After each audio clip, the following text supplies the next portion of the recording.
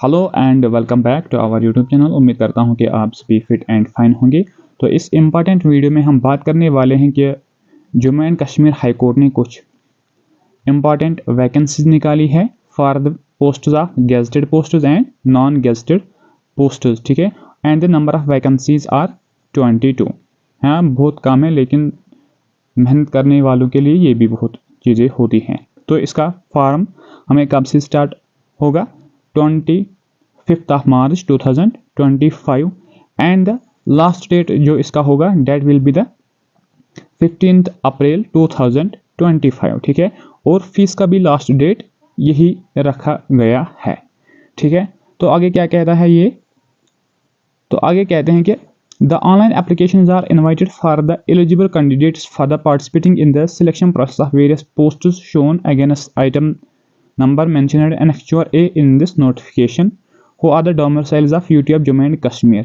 तो ये पोस्ट्स उन्हीं लोगों के लिए हैं जो जम्मू एंड कश्मीर के डोमिसाइल कैंडिडेट्स हैं, जो यहाँ के रहने वाले लोग हैं। तो नीचे में क्या ये कहते हैं?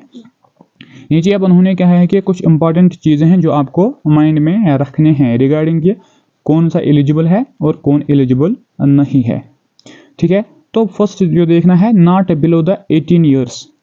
18 ईयर्स से जो पहले एस्पेरेंट्स है जिनकी एज 18 से बिलो है वो ये फॉर्म नहीं भर सकते हैं।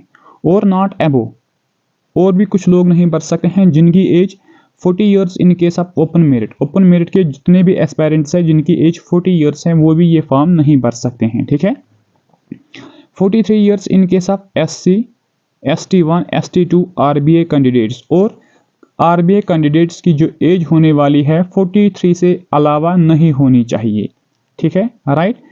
42 years in case of physically challenged candidates. और जो फिजिकली या डिसेबल्ड बंदे हैं उनकी भी एज 42 से अलावा नहीं होनी चाहिए। एंड एक्स सर्विसमैन के लिए जो एज लिमिट रखा गया है दैट इज द 48 ईयर्स, ठीक है। और 40 years in case of candidates in government service और कंट्रैक्चुअल एम्प्लॉयज। और जो गवर्नमेंट सर्विसेज है जो अभी कर रहे हैं या कंट्रैक्चुअल एम्प्लॉयज है उनके लिए भी एज जो मैक्सिमम रखी गई है that is the 40 years, right, ठीक है। इसके अलावा क्या है?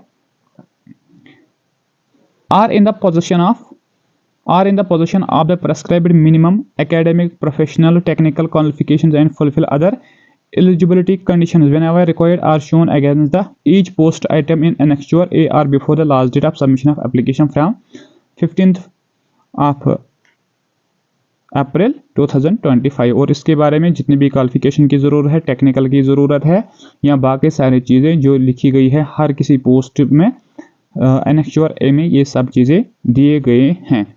तो इसका अब फीस क्या होगा? फीस के बारे में उन्होंने क्या कहा है? तो फीस के बारे में उन्होंने ये कहा है कि the fee will be the last date of the submission of the online application forms are prescribed over shall be cut off date before the last date of the submission of application that is 15th of April 2025।